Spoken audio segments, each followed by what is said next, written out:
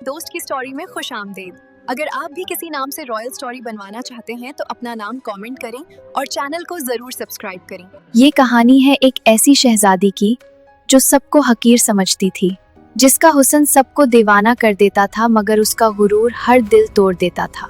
وہ سمجھتی تھی حسن ہی سب کچھ ہے، مگر ایک دن غرور کے آئینے میں اسے اپنی اصل شکل نظر آ گئی۔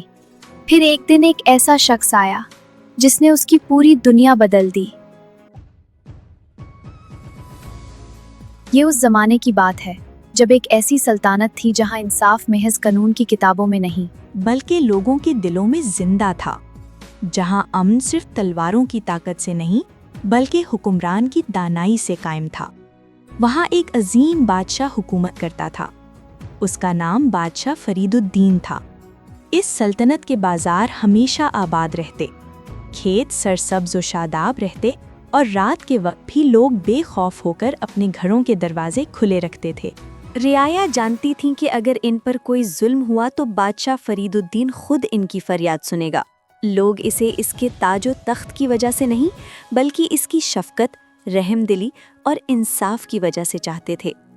مگر اس مضبوط، عقل مند اور محبوب بادشاہ کی زندگی میں ایک ایسا دکھ تھا جو اس کے دل کے سب سے گہرے کونے میں چھپا ہوا تھا، ایک ایسا زخم جس کا ذکر وہ کسی سے نہ کرتا تھا۔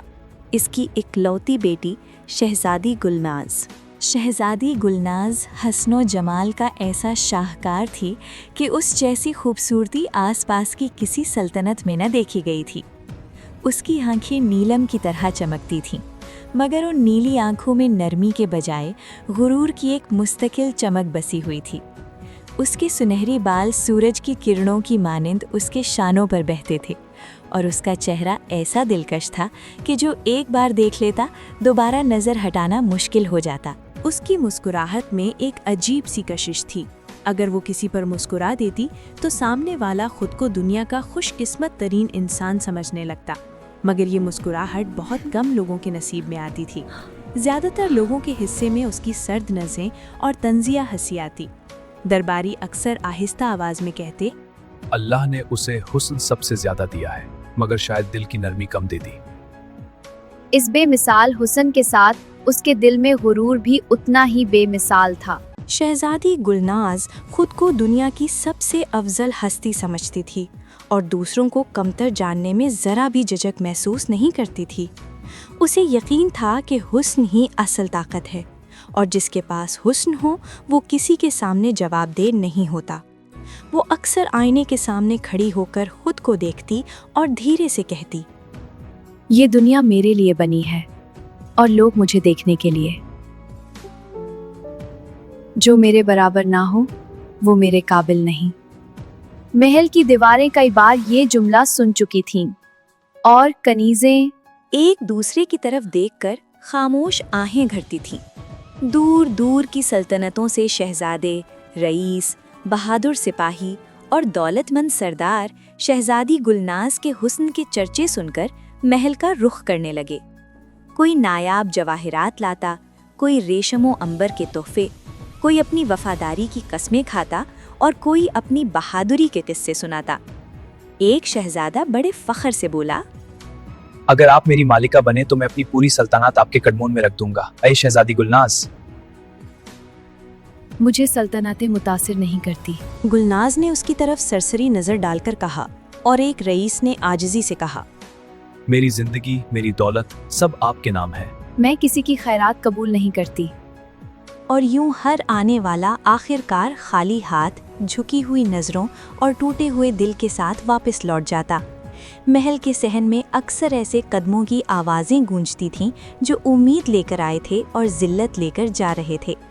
پیچھے رہ جاتی تھی شہزادی گلناز کی تضحیک آمیز ہنسی، جو دیر تک ان لوگوں کے کانوں میں گونجتی رہتی اور ان کے دلوں پر ایک ایسا نشان چھوڑ جاتی جو آسانی سے مٹتا نہیں تھا۔ یوں وقت گزرنے کے ساتھ ساتھ بادشاہ کا صبر جواب دینے لگا۔ وہ اپنی بیٹی سے بے حد محبت کرتا تھا، مگر اس کے تکبر پر دل ہی دل میں شرمندہ بھی ہوتا تھا۔ ایک رات وہ اکیلا تخت پر بیٹھا آہستہ سے بولا، میں نے دنیا کی ہر نعمت اپنی بیٹی کو دی، مگر شاید عاجزی دینا بھول گیا۔ آخر کار اس نے فیصلہ کیا کہ اب ایک آخری موقع دیا جائے۔ بادشاہ فرید الدین نے دنیا بھر کی شاہی ریاستوں، معزز خاندانوں اور قابل نکاح نوجوانوں کو دعوت نامے بھیج دیے۔ دعوت میں لکھا تھا، آؤ اور اپنی قسمت آزماؤ، اگر تم دنیا کی سب سے حسین شہزادی گلناز کا دل جیت سکتے ہو تو وہ تمہاری ہوگی۔ پھر ایک دن بہار کی ایک روشن صبح محل کے سامنے ایک عظیم اجتماع تھا۔ سجے ہوئے گھوڑے، قیمتی لباس، چمکتی زرہیں اور تلواریں، ہر طرف شان و شوکت کا منظر تھا، مگر اس ظاہری شان کے پیچھے ہر دل میں ایک انجانی سی گھبراہٹ بھی چھپی ہوئی تھی، کیونکہ شہزادی گلناز کی سخت مزاجی اور تیز زبان کے قصے سب سن چکے تھے۔ پھر اچانک محل کے بڑے دروازے کھلے اور شہزادی گلناز نمودار ہوئی۔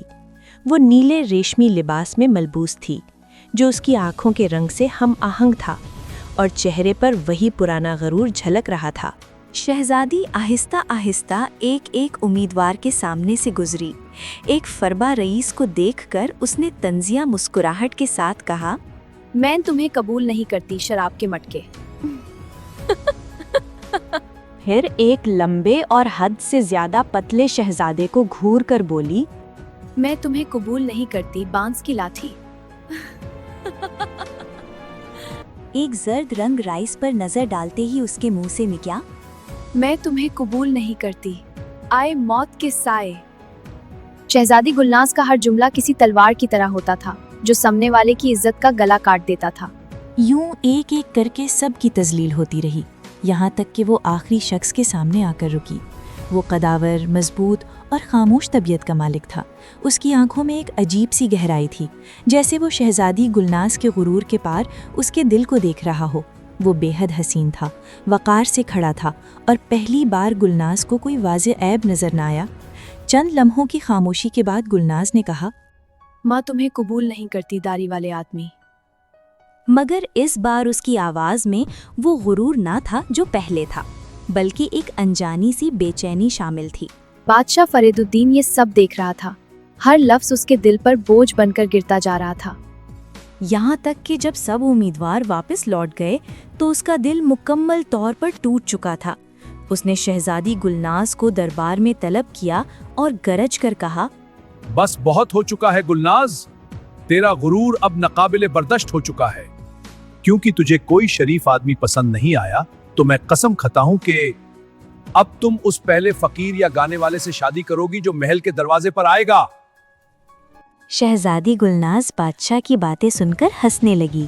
اسے یقین تھا کہ یہ سب محض غصے کے الفاظ ہیں جو چند لمحوں میں بھلا دیے جائیں گے۔ ویڈیو آگے دیکھنے سے پہلے آپ لوگوں سے ایک چھوٹی سی ریکویسٹ ہے کہ ویڈیو کو لائک اور چینل کو سبسکرائب کر دیں۔ اس طرح کی ویڈیوز بنانے میں بہت زیادہ ٹائم اور محنت لگتی ہے۔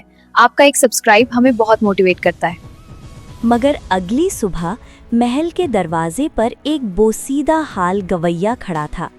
اس کے کپڑے پھٹے ہوئے تھے، بال الجھے ہوئے تھے اور داڑھی سرخ تھی۔ مگر جیسے ہی اس نے گانا شروع کیا، فضا بدل گئی۔ اس کی آواز میں ایسی مٹھاس اور درد تھا کہ سننے والوں کی آنکھیں نم ہو گئیں۔ بادشاہ فرید الدین نے اپنا وعدہ پورا کیا۔ فوراً نکاح ہوا۔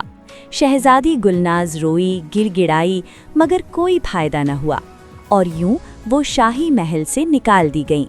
ابا جان مجھے معاف کر دیں، میں بدل جاؤں گی، مجھے ایک موقع دے دیں۔ شہزادی گلناز بہت روئی، گڑگڑاتی رہی، مگر وقت گزر چکا تھا۔ بادشاہ نے اس کی ایک نہ سنی۔ راستے میں جب شہزادی گلناز اس گویے کے ساتھ جنگل کی طرف جا رہی تھی، اچانک سچ سامنے آ گیا۔ وہ بوسیدہ گویا دراصل وہی شہزادہ تھا جسے وہ داڑھی والا کہہ کر ٹھکرا چکی تھی۔ یہ سب ایک امتحان تھا۔ گلناز کا غرور ٹوٹ گیا، آنکھوں میں آنسو اور آواز لرز رہی تھی۔ شہزادے کی نرمی نے ان کے درمیان خاموش سمجھ بوجھ پیدا کی۔ وقت کے ساتھ گلناز کا دل بدل گیا۔ اس نے عاجزی سیکھی اور دونوں کے درمیان محبت پروان چڑھی۔ آخرکار انہوں نے شادی کی اور 7 دن 7 راتیں خوشیوں کا جشن منایا گیا۔ وہ شہزادی جو کبھی سب کو حقیر سمجھتی تھی، اب ایک سچی ملکہ بن گئی۔ ایسی ملکہ جو حسن کے ساتھ دل کی حکمرانی بھی جانتی تھی، کیونکہ اصل عظمت حسن یا دولت میں نہیں بلکہ عاجزی، رحم اور محبت میں ہوتی ہے۔ اگر آپ کو یہ کہانی پسند آئی ہے तो हमारी हौसला अफजाई के लिए चैनल को सब्सक्राइब कर दें।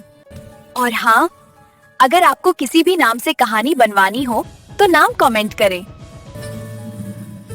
वो कहानी इसी चैनल पर अपलोड की जाएगी।